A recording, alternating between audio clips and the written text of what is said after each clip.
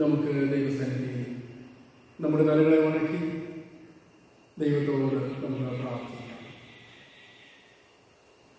ഈ വിശുദ്ധ ദിവസം കാണുവാനും ദൈവത്തെ ആരാധിക്കുവാനും ദൈവം നമുക്ക് അനുവാദവും അവസരവും നൽകി. ഈ ആരാധനയിലെ ദൈവിക സാന്നിധ്യത്തിനായും ഇതിൽ പങ്കെടുക്കുന്ന ഒരു അനുഗ്രഹത്തിനായും ഈ ശുശ്രൂഷയുടെ അനുഗ്രഹത്തിനായും നമുക്ക് ദൈവത്തോട് പ്രാർത്ഥിക്കാം. കഴിഞ്ഞ ഒരു മാസം ദൈവം നമ്മെ കരുണയോടെ കാത്തു ഒരു പുതിയ മാസത്തിലേക്ക് ദൈവം കൊണ്ടുവന്നു. 2020 7 മാസവും നമ്മെ കടന്നുപോയി. വലിയ ആപത്തിലൂടെ അനർത്ഥങ്ങളിലൂടെയൊക്കെ മനുഷ്യകുലമാകമാനം കടന്നു പോകുന്നു. ഈ സമയം വരെയും ദൈവം നമ്മളെ ക്ഷേമത്തോടെ കാത്തുപോർത്ത് നമുക്ക് ദൈവത്തിന് നന്ദിയും സ്തോത്രവും കരുതാം. നമുക്ക് പ്രാർത്ഥിക്കാം. പരിശുദ്ധനായ ദൈവമേ, ഞങ്ങളെ സ്നേഹിക്കുന്ന ഞങ്ങളുടെ വാഴ്ത്തപ്പെട്ട കർത്താവേ, ഒരു വിശുദ്ധ ദിവസം കൂടി കാണാൻ ദൈവം നിങ്ങൾക്ക് അനുവാദം തന്നല്ലോ. കഴിഞ്ഞ നാളുകളിൽ ദൈവമേ, വിശേഷാൽ 2020 ആണ്ടിൻ്റെ ദൈവമേ 7 മാസക്കാലം ഞങ്ങളെ കടന്നുപോയിരുന്നു. ദൈവമേ, അവിടുന്ന് ഞങ്ങളെ സംരക്ഷിച്ചു, അവിടുന്ന് ഞങ്ങളെ സൂക്ഷിച്ചു. താണുപോകാതെ വീട് പോകാതെ നിന്റെ കരങ്ങളാൽ ഞങ്ങളെ താങ്ങി നടത്തിയ സ്നേഹത്തിനായി സ്തോത്രം. ഞങ്ങളെയും ഞങ്ങളുടെ പ്രിയപ്പെട്ടവരെയും ഞങ്ങളുടെ കുഞ്ഞുങ്ങളെയും ദൈവമേ, ഞങ്ങളുടെ മാതാപിതാക്കളെയും പ്രിയപ്പെട്ടവരെല്ലാവരും നീ കാത്തക്കയായി നന്ദി അപ്പ. ദൈവമായ കർത്താവേ, അങ്ങേ ആരാധിക്കാനായിട്ട് അവിടെ ഞങ്ങളെ ശേഷിപ്പിച്ചല്ലോ കർത്താവേ. ദൈവമേ, അവിടുത്തെ സന്നിധിയിൽ അടികൾ അടുത്ത് വരുന്നു. ഞങ്ങൾ അവിടുത്തെ കൂടെ പ്രാർത്ഥിക്കുന്നു അപ്പ. ദൈവമേ, ഈ ആരാധന അവിടെ അനുഗ്രഹിക്കണമേ. ഈ ആരാധനയിലൂടെ കർത്താവെ ഞങ്ങൾക്ക് ചൈതന്യം വീണ്ടെടുക്കുവാനും കർത്താവെ നിന്റെ ഞങ്ങൾക്ക് ചെയ്യുവാൻ നൽകിയിരിക്കുന്ന അവിടുത്തെ ദൗത്യത്തെക്കുറിച്ച് ബോധമുള്ളവരായി തീരുവാനും കർത്താവെ ആ നിലയിൽ അവിടത്തേക്കായി ജീവിക്കുവാനും ഞങ്ങളെ സഹായിക്കണമേ. കർത്താവെ, ഈ ആരാധനയിൽ എവിടെയെല്ലാം ഇരുന്ന് ആരെല്ലാം സംബന്ധിക്കുന്നതോ അവരെല്ലാം ദൈവത്താൽ അനുഗ്രഹം പ്രാപിക്കട്ടെ. ദൈവത്താൽ നന്മയും കൃപകളും അനുഭവിക്കട്ടെ കർത്താവെ. അവിടുത്തെ വിടുതൽ അനുഭവിക്കട്ടെ കർത്താവെ. ഞങ്ങൾ അവിടുത്തെ നാമത്തെ മഹത്വപ്പെടുത്തുന്നു. ഞങ്ങളുടെ കുറവുകളൊന്നും ഓർക്കാതെ അവിടെ ഞങ്ങളെ സഹായിക്കുകയും ആരാധനയെ അവിടെ അനുഗ്രഹിക്കുകയും ചെയ്യണമേ. നന്മകളാലും അനുഗ്രഹങ്ങളാലും നിറയ്ക്കണമേ. മാനവും മഹത്വം എടുക്കണമേ. യേശു മിശിഹാ മൂലം പ്രാർത്ഥിക്കുന്നു. ദൈവം കേൾക്കണമേ. ആമേൻ. ദൈവനാമം സ്തുതിക്കും മഹത്വത്തിനുമായി ജ്ഞാനകീർത്തനങ്ങളിൽ 19ാമത്തെ പാട്ട് നമുക്ക് പാടാം. കീർത്തനം 19.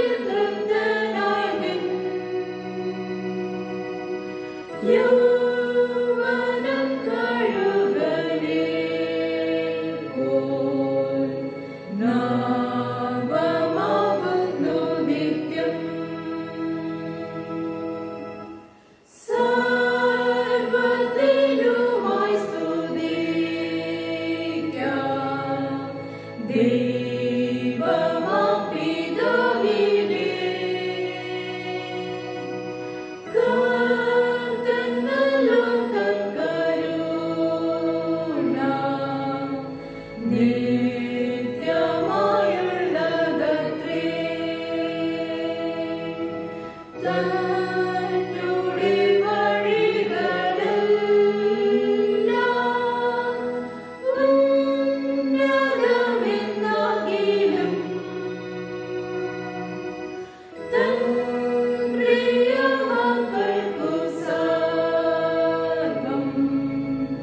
നന്മയായി വന്നിടുമേ. നമുക്ക് തുടർന്നും ദൈവത്തെ ആരാധിക്കാം. ദൈവം ആത്മാവാകുന്നു. അവിടുത്തെ നമസ്കരിക്കുന്നവർ ആത്മാവിലും സത്യത്തിലും നമസ്കരിക്കണം. നമ്മുടെ പിതാവായ ദൈവത്തിൽ നിന്നും കർത്താവായ യേശുക്രിസ്തുവിൽ നിന്നും നിങ്ങൾക്ക് കൃപയും സമാധാനവും ഉണ്ടാകട്ടെ. ഇത് യഹോവയുണ്ടാക്കിയ ദിവസം ഇന്ന് നാം സന്തോഷിച്ച് ആനന്ദിക്കാം. കർത്താവേ, ഞങ്ങളുടെ അധരങ്ങളെ തുറക്കണമേ.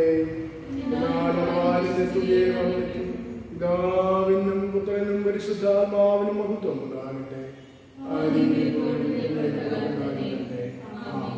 ത്രിത്വത്തിന് സ്തുതി. സൈന്യങ്ങളുടെ ദൈവമായ കർത്താവ് പരിശുദ്ധൻ, പരിശുദ്ധൻ, പരിശുദ്ധൻ. ആകാശവും ഭൂമിയും നിന്റെ മഹത്വം കൊണ്ട് നിറഞ്ഞിരിക്കുന്നു. മഹോന്നതനായ കർത്താവേ, നിനക്ക് മഹത്വം ഉണ്ടാകട്ടെ.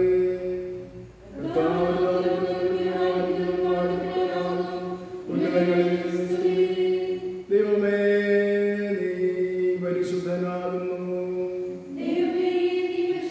സർവശക്തനെ, നീ പരിശുദ്ധനാകുന്നു. മരണമില്ലാത്തവനെ, നീ പരിശുദ്ധനാകുന്നു.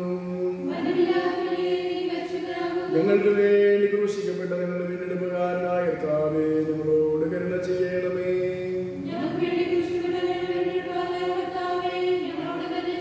പരിശുദ്ധാത്മാവായ കർത്താവേ, ഞങ്ങളോട് കരുണയുണ്ടാകണമേ. കർത്താവേ, ഞങ്ങളുടെ പ്രാർത്ഥനകളും സ്തോത്രങ്ങളും കേൾക്കൊണ്ട് ഞങ്ങളോട് കരുണ ചെയ്യണമേ.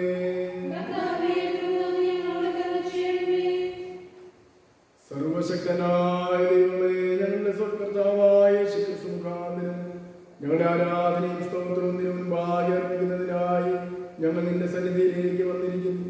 ഞങ്ങളുടെ പാപങ്ങളെ പരമാർത്ഥമായി ഏറ്റുപറയുന്നതിനും മറ്റുള്ളവർക്ക് ഞങ്ങൾക്ക് വേണ്ടി പ്രാർത്ഥിക്കുന്നതിനും ഞങ്ങളെ സഹായിക്കണം. നിന്റെ പരിശുദ്ധ വചനം ശ്രദ്ധയോടെ കേൾക്കുന്നതിനാൽ ഞങ്ങൾ നിന്റെ സ്നേഹത്തിന്റെ വലുപ്പത്തെ കൂടുതൽ യഥാർത്ഥമായി നിന്റെ കൃപാവനങ്ങളെ ഞങ്ങളുടെ ജീവിതത്തിൽ തെളിയിച്ച് കാണിക്കുകയും ചെയ്യേണ്ടതിന് ഞങ്ങളുടെ കർത്താവായ യേശുക്രിസ്തു മൂലം കൃപ ചെയ്യണമേ. പാപസ്വീകാരം. നമുക്ക് പാപമില്ല എന്ന് നാം പറയുന്നുവെങ്കിൽ നമ്മെ തന്നെ വഞ്ചിക്കുന്നു. സത്യം നമ്മിലില്ലാതെയായി. നമ്മുടെ പാപങ്ങളെ ഏറ്റുപറയുന്നുവെങ്കിൽ അവൻ നമ്മോട് പാപങ്ങളെ ക്ഷമിച്ച് സകല അനീതിയും പോക്കി നമ്മെ ശുദ്ധീകരിപ്പാൻ തക്കവണ്ണം വിശ്വസ്തനും നീതിമാനും ആകുന്നു. നമുക്കുള്ള മഹാപുരോഹിതൻ നമ്മുടെ ബലഹീനതകളിൽ സഹതാപം കാണിപ്പാൻ കഴിയാത്തവനല്ല. പാപമൊഴിയ സർവ്വത്തിലും നമുക്ക് തുല്യമായി പരീക്ഷിക്കപ്പെട്ടവനത്രേ നമുക്കുള്ളത്. നമുക്ക് നമ്മുടെ പാപങ്ങളെ സർവശക്തനായ ദൈവത്തിൻ്റെ സന്നിധിയിൽ വിനയമായി ഏറ്റുപറയാം. അഗ്നിദ്വാരയ്ക്കൊത്ത കണ്ണുകളുള്ളവൻ സകലവും അവിടുത്തെ മുൻപാകെ നഗ്നവും മലർന്നതുമായിരിക്കുന്നു. അവിടുത്തെ സന്നിധിയിലൊന്നും മറവായിരിക്കുന്നില്ല. നമ്മുടെ ജീവിതത്തിൻ്റെ എല്ലാ അനുഭവങ്ങളും കാണുന്നവനായ ദൈവം. നമുക്ക് ദൈവത്തോട് നമുക്ക് പ്രാർത്ഥിക്കാം. നമ്മുടെ കുറവുകളെ ദൈവസന്നിധിയിൽ ഏറ്റവും അനുതാപത്തോടും വിനയത്തോടും വിശ്വാസത്തോടും നമുക്ക് ദൈവസന്നിധിയിൽ നമ്മുടെ കുറവുകളെ ഏറ്റുപറഞ്ഞുകൊണ്ട് പ്രാർത്ഥിക്കാം. സർവശക്തിയും മഹാകരുണയുള്ള പിതാവേ, ഞങ്ങൾ കാണാതെ പോലെ നിന്റെ വഴിയിൽ തെറ്റിച്ചിരിക്കുന്നു. ഞങ്ങളുടെ സ്വന്തം വിചാരങ്ങളെയും മോഹങ്ങളെയും അനുസരിച്ച് നടന്നിരിക്കുന്നു. ഞങ്ങൾ നിന്റെ വിശുദ്ധങ്ങളെ ലംഘിച്ചിരിക്കുന്നു. ഞങ്ങൾ ചെയ്യേണ്ട കാര്യങ്ങളെ ചെയ്യാറുണ്ട്. ഞങ്ങൾ ചെയ്യേണ്ട കാര്യങ്ങളെ ചെയ്തിരിക്കുന്നു. ഞങ്ങൾ സൗഖ്യമില്ല. അഷ്ടന്മാരായ കുറ്റക്കാരായ ഞങ്ങളോട് കരുണയുണ്ടാകുന്നത് ദൈവമേ, ഞങ്ങളെ ക്ഷണിക്കണമേ. ഞങ്ങളുടെ പ്രകാരം അതിന്റെ വീണ്ടും കേൾക്കുന്നതിനെ മഹാകരുണയാതെ എന്റെ പരിശുദ്ധനാമത്തിനായിട്ട് ഞങ്ങളിതിനോട് നീതിയോട് സ്നേഹത്തോട് നടക്കേണ്ടത് ക്രിസ്തു നിമിത്തം കൃപ ചെയ്യണമേ. ആമേൻ.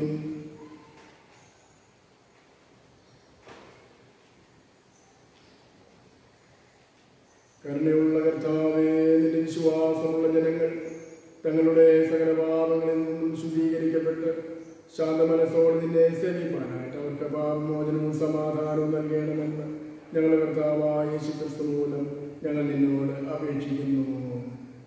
ആമേൻ. വചന ശുശ്രൂഷയ്ക്കായി നമുക്ക് ഒരുങ്ങാം. കർത്താവിനെ സ്തുതിപ്പിൻ. വരുവീൻ, നാം യഹോവയ്ക്ക് ഉല്ലസിച്ച് ഘോഷിക്കാം. നമ്മുടെ രക്ഷയുടെ പാറക്കാർക്കിടുക. യഹോവ മഹാദൈവമല്ലോ, അവൻ സകലദേവന്മാർക്ക് മീതെ മഹാരാജാവ് തന്നെ. സമുദ്രം അവനുള്ളത്, അവനതിനെ ഉണ്ടാക്കി, കരയെയും അവന്റെ മലിഞ്ഞിരിക്കുന്നു. അവൻ നമ്മുടെ ദൈവമാകുന്നു, നാമോ അവൻ മേയ്ക്കുന്ന ജലവും അവന്റെ കൈക്കലെ ആടുകളും തന്നെ. പിതാവിനും പുത്രനും പരിശുദ്ധാത്മാവിനും മഹത്വം ഉണ്ടാകട്ടെ. ഇപ്പോൾ പല ഭാഗങ്ങൾ വായിക്കുന്നതാണ് ഒന്നാം പാഠം.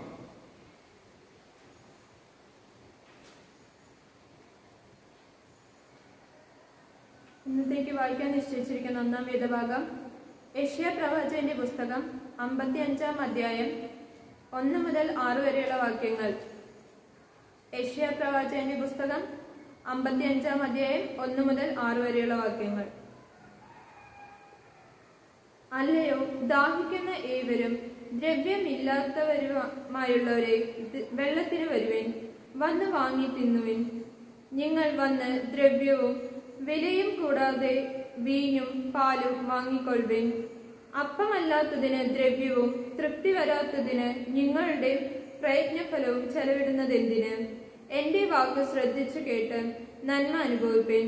പുഷ്ടഭോജനം കഴിച്ച് മോദിച്ചു കൊള്ളുവിൻ. നിങ്ങൾ ചെവി ചായ്ച്ച് എന്റെ അടുക്കൽ വരുവിൻ. നിങ്ങൾക്ക് ജീവനുണ്ടാകേണ്ടതിന് കേട്ടുകൊള്ളുവിൻ. ദാവീദിന്റെ നിശ്ചല കൃപകൾ എന്ന ഒരു ശാശ്വത നിയമം ഞാൻ നിങ്ങളോട് ചെയ്യും. ഞാൻ അവനെ ജാതികൾക്ക് സാക്ഷിയും വംശങ്ങൾക്ക് പ്രഭുവും അധിപതിയും ആക്കിയിരിക്കുന്നു. നീ അറിയാത്ത ഒരു ജാതിയെ നീ വിളിക്കും. നിന്നെ അറിയാത്ത ഒരു ജാതി നിന്റെ ദൈവമായ യഹോവ നിമിത്തവും ഇസ്രായേലിന്റെ പരിശുദ്ധൻ നിമിത്തവും അവൻ നിന്നെ മഹത്വപ്പെടുത്തിയിരിക്കാൻ തന്നെ നിന്റെ അടുക്കൽ ഓടിവരും. യഹോവയെ കണ്ടെത്താകുന്ന സമയത്ത് അവനെ അന്വേഷിപ്പിൻ. അവൻ അടുത്തിരിക്കുമ്പോൾ അവനെ വിളിച്ചപേക്ഷിപ്പിൻ. ഇവിടെ ഒന്നാം വേദഭാഗം വായിച്ചവസാനം. ഇന്നത്തേക്കുള്ള പ്രത്യേക സങ്കീർത്തനം.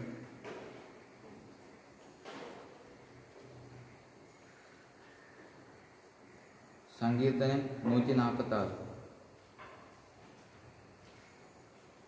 146 സങ്കീർത്തനം നമുക്ക് വാക്യപ്രതിവാക്യമായി വായിക്കാം.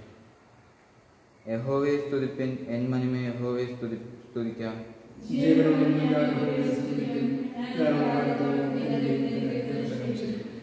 നിങ്ങൾ പ്രഭുക്കന്മാരിൽ ആശ്രയിക്കരുത്, സഹായിപ്പാൻ കഴിയാത്ത മനുഷ്യപുത്രനിൽ മരുത്.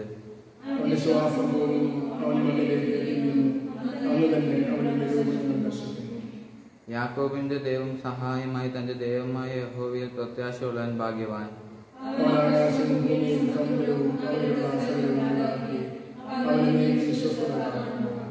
പീഡിതന്മാർക്ക് അവൻ ന്യായം പാലിച്ചു കൊടുക്കുന്നു, വിശപ്പുള്ളവർക്ക് അവൻ ആഹാരം നൽകുന്നു. യഹോവ ബന്ധന്മാരെ അഴിച്ചുവിടുന്നു.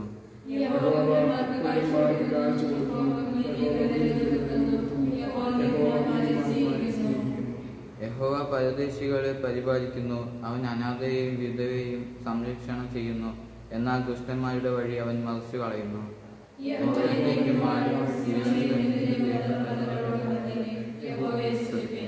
പിതാവിനും പുത്രനും പരിശുദ്ധാത്മാവിനും മാത്രം ഉണ്ടാകട്ടെ.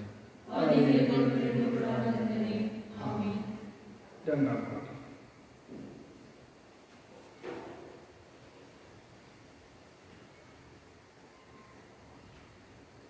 ഇന്നത്തേക്ക് വായിക്കാൻ നിശ്ചയിച്ചിരിക്കുന്ന രണ്ടാം വേദഭാഗം അപ്പോസ്തല പ്രവൃത്തികൾ 10-ാം അധ്യായം 34 മുതൽ 43 വരെ. അപ്പോസ്തല പ്രവൃത്തികൾ 10-ാം അധ്യായം 34 മുതൽ 43 വരെ. അപ്പോൾ പത്രോസ് വായ തുറന്ന് പറഞ്ഞു തുടങ്ങിയത്, ദൈവത്തിന് മുഖപക്ഷമില്ല എന്നും ഏതു ജാതിയിലും അവനെ ഭയപ്പെട്ട് നീതി പ്രവർത്തിക്കുന്നവനെ അവൻ അംഗീകരിക്കുന്നു എന്നും ഞാൻ ഇപ്പോൾ യഥാർത്ഥമായി ഗ്രഹിക്കുന്നു. അവൻ എല്ലാവരുടെയും കർത്താവായ യേശുക്രിസ്തു മൂലം സമാധാനം സുവിശേഷിച്ചുകൊണ്ട് ഇസ്രായേൽ മക്കൾക്ക് അയച്ച വചനം യോഹന്നാൻ പ്രസംഗിച്ച സ്നാനത്തിന്റെ ശേഷം ഗലീലയിൽ തുടങ്ങി യഹൂദയിൽ ഒക്കെയും ഉണ്ടായ വർത്തമാനം നസ്രായനായ യേശുവിനെ ദൈവം പരിശുദ്ധാത്മാവിനാലും ശക്തിയാലും അഭിഷേകം ചെയ്തതും ദൈവം അവനോടുകൂടെ ഇരുന്നതുകൊണ്ട് അവൻ നന്മ ചെയ്തും പിശാച് ബാധിച്ചവരെ ഒക്കെയും സൗഖ്യമാക്കിയും കൊണ്ട് സഞ്ചരിച്ചതുമായ വിവരം തന്നെ നിങ്ങൾ അറിയുന്നുവല്ലോ. യഹൂദദേശത്തിലും യെരുശലേമിലും അവൻ ചെയ്ത സകലത്തിനും ഞങ്ങൾ സാക്ഷികൾ ആകുന്നു. അവനെ അവർ മരത്തിന്മേൽ തൂക്കിക്കൊന്നു. ദൈവം അവനെ 3-ാം നാൾ ഉയർത്തെഴുന്നേൽപ്പിച്ചു. സകല ജനത്തിനുമല്ല, ദൈവം മുമ്പുകൂട്ടി നിയമിച്ച സാക്ഷികളായി അവൻ മരിച്ചവരിൽ നിന്ന് ഉയർത്തെഴുന്നേറ്റ ശേഷം അവനോടുകൂടെ തിന്നുകുടിച്ചവരായ ഞങ്ങൾക്ക് തന്നെ പ്രത്യക്ഷനാക്കി തന്നു. ജീവികൾക്കും മരിച്ചവർക്കും ന്യായാധിപതിയായി ദൈവത്താൽ നിയമിക്കപ്പെട്ടവൻ അവൻ തന്നെ എന്ന് ജനത്തോട് പ്രസംഗിച്ച് സാക്ഷീകരിപ്പാൻ അവൻ ഞങ്ങളോട് കൽപ്പിച്ചു. അവനിൽ വിശ്വസിക്കുന്ന ഏവനും അവൻ്റെ നാമം മൂലം പാപമോചനം ലഭിക്കും എന്ന് സകല പ്രവാചകന്മാരും സാക്ഷ്യം പറയുന്നു. ഇവിടെ വേദഭാഗം വായിച്ച് അവസാനിച്ചിരിക്കുന്നു.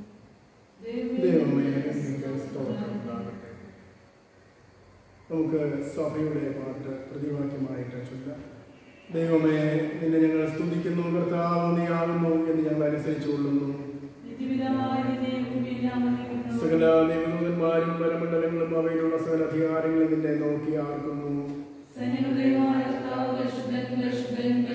ആകാശവും ഭൂമിയും നിന്റെ പ്രഭാവം മഹത്വം കൊണ്ട് നിറഞ്ഞിരിക്കുന്നു എന്ന് അപ്പോസ്തലന്മാരുടെ പ്രഭാവ സമൂഹം നിന്നെ സ്തുതിക്കുന്നു. രക്തസാക്ഷിക്കാരെ ശ്രേഷ്ഠ സൈന്യം നിന്നെ സ്തുതിക്കുന്നു. നിന്റെ വന്ദിതനായ സത്യേകപുത്രനെയും ആശ്വാസപ്രദനായ പരിശുദ്ധാത്മാവിനെയും ലോകത്തിലെല്ലാവരും വിശുദ്ധ സഭ അനുസരിച്ചു കൊള്ളുന്നു. മനുഷ്യരെ രക്ഷിപ്പാൻ നീ മരമേറ്റപ്പോൾ കന്യകൾ ഗർഭത്തെ വരത്തില്ല. നീ ദൈവത്തിന്റെ വലത്ത് ഭാഗത്ത് പിതാവിന്റെ പ്രഭാവത്തോടെ ഇരിക്കുന്നു. ആകയാൽ നിന്റെ വിലയേറെ രക്തം കൊണ്ട് നീ വീണ്ടെടുത്തവരായ നിന്റെ അടിയാർക്ക് സഹായിക്കണമെന്ന് ഞങ്ങൾ നിന്നോട് അപേക്ഷിക്കുന്നു. കർത്താവേ, നിന്റെ ജനങ്ങളെ രക്ഷിച്ച് നിന്റെ അവകാശത്തെ അനുഗ്രഹിക്കണമേ. നിന്റെ നാമത്തെ കാലാവസാനം കൂടാതെ എന്ന് ഞങ്ങൾ വന്ദിക്കുകയും ചെയ്യുന്നു. കർത്താവേ, ഞങ്ങളോട് കരുണയുണ്ടാകണമേ, ഞങ്ങളോട് കരുണയുണ്ടാകണമേ. കർത്താവേ, ഞാൻ നിങ്ങൾ ആശ്രയിച്ചിരിക്കുന്നു, ഞാൻ ഒരിക്കലും ലജ്ജപ്പെടരുതേ. വിശുദ്ധ സുവിശേഷം വിശുദ്ധ മത്തായി എഴുതിയ നമ്മുടെ കർത്താവായ യേശുമിശിഹായുടെ സുവിശേഷം 4-ാം അധ്യായം 17 മുതൽ 25 വരെയുള്ള വാക്യം. വിശുദ്ധ മത്തായി എഴുതിയ സുവിശേഷം 4-ാം അധ്യായം 17 മുതൽ 25 വരെയുള്ള വാക്യം. അന്നു മുതൽ യേശു സ്വർഗരാജ്യം സമീപിച്ചിരിക്കയാൽ മാനസാന്തരപ്പെടുവനെന്ന് പ്രസംഗിച്ച് തുടങ്ങി. അവൻ ഗലീല കടൽപ്പുറത്ത് നടക്കുമ്പോൾ പത്രോസിന്റെ പേരുള്ള ശിമോൻ, അവന്റെ സഹോദരനായ അന്ത്രയാസ് എന്നിങ്ങനെ മീൻപിടിക്കാരായ 2 സഹോദരന്മാർ കടലിൽ വല വീശുന്നത് കണ്ടു. എൻ്റെ പിന്നാലെ വരുവിൻ, ഞാൻ നിങ്ങളെ മനുഷ്യരെ പിടിക്കുന്നവരാക്കും എന്ന് അവരോട് പറഞ്ഞു. ഉടനെ അവർ വല വിട്ടേച്ച് അവനെ അനുഗമിച്ചു. അവിടെ നിന്ന് മുൻപോട്ട് പോയാറെ സബദിയുടെ മകൻ യാക്കോബും അവന്റെ സഹോദരൻ യോഹന്നാനും എന്ന വേറെ 2 സഹോദരന്മാർ പടയിലിരുന്ന് അപ്പനായ സബദിയുമായി വല നന്നാക്കുന്നത് കണ്ടു. അവരെയും വിളിച്ചു.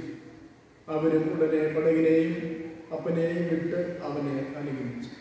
പിന്നെ യേശു ഗലീലയിലൊക്കെയും ചുറ്റി സഞ്ചരിച്ചുകൊണ്ട് അവരുടെ പള്ളികളിൽ ഉപദേശിക്കുകയും ദൈവരാജ്യത്തിന് സുവിശേഷം പ്രസംഗിക്കുകയും ജനത്തിലുള്ള സകല ദീനത്തെയും വ്യാധിയെയും സൗഖ്യമാക്കുകയും ചെയ്തു. അവന്റെ ശ്രുതി സുറിയയിലൊക്കെയും വരുന്നു. നാനാവ്യാധികളാലും ബാധകളാലും വലഞ്ഞവർ, ഭൂതഗ്രസ്തർ, ചന്ദ്രരോഗികൾ, പക്ഷപാതക്കാർ, ഇങ്ങനെ സകലവിധ ദീനക്കാരെയും അവന്റെ അടുക്കൽ കൊണ്ടുവന്നു. അവൻ അവരെ സൗഖ്യമാക്കി. ഗലീല, ദെക്കുപൊലി, യെരുശലേം, യഹൂദ്യ, യോർദാനക്കരെ എന്നീ ഇടങ്ങളിൽ നിന്ന് വളരെ പുരുഷാരം യേശുവിനെ പിന്തുടർന്നു. നിങ്ങൾ കേട്ടത് ജീവൻ നൽകുന്ന സുവിശേഷം. ക്രിസ്തുവേ, നിങ്ങൾക്ക് സ്തുതിയുണ്ടായിരിക്കട്ടെ. നാം തിരുവചനത്തിൽ നിന്ന് ധ്യാനിക്കുന്ന മുൻപായി 72-ാം കീർത്തനത്തിൽ നിന്ന് പാടാം. കീർത്തനം 72.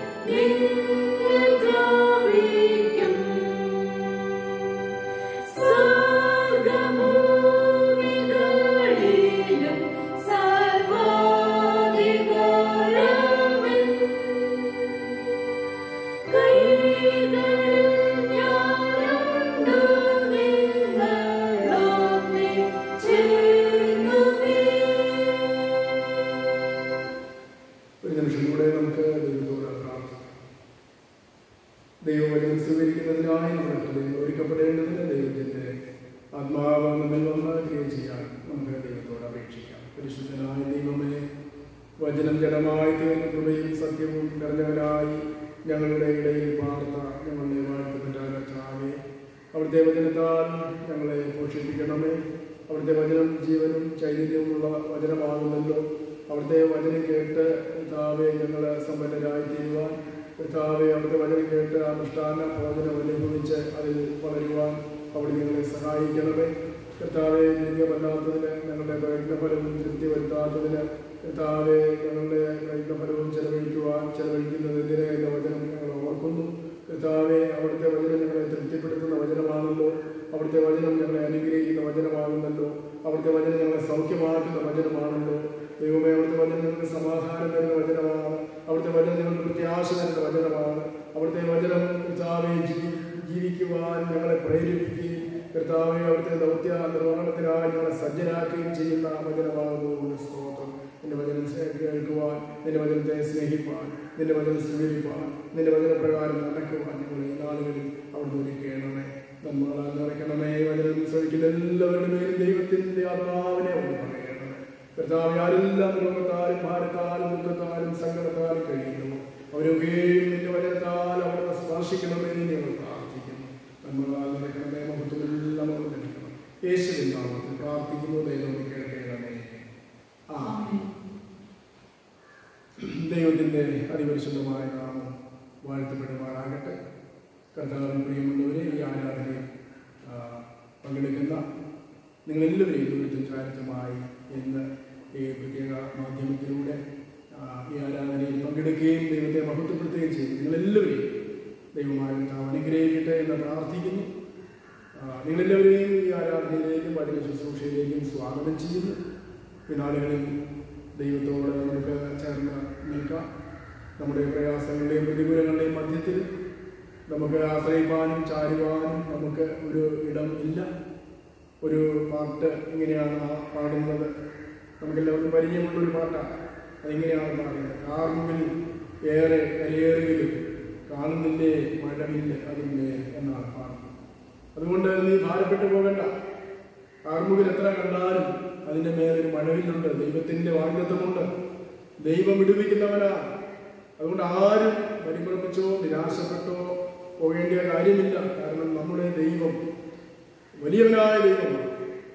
അവിടുന്ന് അനുവദിച്ചല്ലാതെ ഈ ഭൂമിയിൽ ഒന്നും നടക്കുന്നില്ല. ഒരു വൈറസും ഇവിടെ ബാധിക്കുന്നില്ല, ദൈവം അനുവദിച്ചല്ലാതെ. അതുകൊണ്ട് നാം ദൈവത്തിൻ്റെ വകയാണ് എന്നുള്ള ഒരു വലിയ ബോധം നമുക്ക് ആവശ്യം. ഞാൻ ദൈവത്തിൻ്റെ പൈതലാണ്. We belong to God. നാം ദൈവത്തിനുള്ളവരാണ്. നാം തിരുവചനമാണ്. അതുകൊണ്ട് ദൈവത്തിൻ്റെ മക്കളാണ് എന്നുള്ള ഒരു ശക്തമായിട്ടുള്ളൊരു വിശ്വാസം നമുക്കുണ്ടെങ്കിൽ ദൈവം നമ്മുടെ പിതാവാണ്. ആ പിതാവായിരിക്കുന്ന ദൈവം തൻ്റെ കുഞ്ഞുങ്ങളെ കരുതുവാൻ അവൻ മതിയായവനാണ്, വിശ്വസ്തനാണ്. അതിപ്പോഴും നമുക്ക് ആ ഉറപ്പും ആ ധൈര്യവും നമുക്ക് ആവശ്യം. മനുഷ്യനാകുവാനും വലിയ പരിഭ്രമത്തിലൂടെ സങ്കടത്തിലൂടെ കടന്നു പോവുകയാണ്. വിവരണാതീതമായിട്ടുള്ള പ്രയാസങ്ങൾ അനുഭവിക്കുന്ന ധാരാളം മനുഷ്യർ ഉണ്ട്. അവരെല്ലാം ദൈവത്തിൻ്റെ രക്ഷണ്യ പദ്ധതിയുടെ കീഴിലുള്ള മനുഷ്യർ തന്നെയാണ്. ദൈവം ആരെയും ഉപേക്ഷിക്കുന്നവരല്ല. നാം വിശുദ്ധ വേദപുസ്തകം നമ്മെ പഠിപ്പിക്കുന്നതാണ്. ഇന്ന് നാം വായിച്ച വേദഭാഗങ്ങളൊക്കെ ആ ഒരു ചിന്ത നമുക്ക് നൽകുന്നു. അപ്പോസ്തലപ്രവൃത്തി പുസ്തകം 10-ാം അധ്യായത്തിൽ നാം വായിച്ചു. അവിടെ പത്രോസ് അപ്പോസ്തലൻ അവൻ യഹൂദനായിരുന്നു എന്ന് മാത്രമല്ല, യഹൂദ നിയമപ്രകാരം വളരെ കർക്കശമായ നിലപാടുകൾ എടുത്തൊരു വ്യക്തിയായിരുന്നു. യേശുവിൻ്റെ ശിഷ്യനായിരുന്നു പത്രോസ്. എന്നാൽ ആ പത്രോസിന് ദൈവം നൽകുന്ന ഒരു പുതിയ ദർശനമാണ് നമുക്ക് അവിടെ കാണാൻ കഴിയും. അപ്പോൾ പത്രോസ് പറയുകയാണ്, ദൈവത്തിന് മുഖപക്ഷമില്ല. ഏത് ജാതിയിൽപ്പെട്ടവനായിരുന്നാലും നീതി പ്രവർത്തിക്കുന്നവരെ അവൻ അംഗീകരിക്കുന്നവനാണ്. അതുകൊണ്ടാണ് കൊർന്നേലിയോസിന്റെ വീട്ടിലേക്ക് പോകുമ്പോൾ പത്രോസിനോട് പറഞ്ഞു വിടുകയാണ് ദൈവത്തിന്റെ പരിശുദ്ധാത്മാവ്, നീ ചെന്ന് കൊർന്നേലിയോസിനോട് പറയണം, നിന്റെ ദാനധർമ്മവും നിന്റെ നല്ല ജീവിതവും എല്ലാം ദൈവസന്നിധിയിലെത്തി. എന്നാൽ നീ നിന്റെ ഗ്രഹവും രക്ഷിക്കപ്പെടുവാനുള്ള വാക്കുകളെ അവൻ്റെ അടുക്കൽ പറയണം. സുവിശേഷം അവൻ കേട്ടിട്ടില്ല, യേശുക്രിസ്തുവിനെ കുറിച്ച് കേട്ടിട്ടില്ല. യേശുവിനെ രക്ഷകനായി സ്വീകരിച്ചിട്ടില്ല. എങ്കിൽ പോലും അവന്റെ നല്ല പ്രവൃത്തികളും അവന്റെ നീതിയുള്ള കാര്യങ്ങളെല്ലാം ദൈവം ആദരിച്ച് വിലമതിച്ചു എന്നാണ് നാം വായിക്കുന്നത്. പ്രിയമുള്ളവരെ, ദൈവത്തിന് മുഖപക്ഷമില്ല എന്ന് ഓർമ്മ. ഇന്നത്തെ നമ്മുടെ ചിന്താ വിഷയം mission, good news for all, good news to all. ദൗത്യം, സുവിശേഷം എല്ലാം ആണ്. വേദപുസ്തകത്തിൽ നാം വായിക്കുമ്പോൾ സൃഷ്ടിയുടെ ആരംഭം മുതൽ ദൗത്യം ആരംഭിക്കാം. മിഷൻ, മിഷൻ എന്നുള്ള വാക്ക് കേൾക്കുമ്പോൾ ചിലപ്പോൾ നമുക്ക് അതിൻ്റെ ഒരു ഒരു ഒരു ഫോഴ്സ് എന്നുള്ള നിലയിൽ മിക്കവാറും പട്ടാളക്കാരൊക്കെ ഉപയോഗിക്കുന്ന ഒരു വാക്കാണ് മിഷൻ എന്ന് പറയും.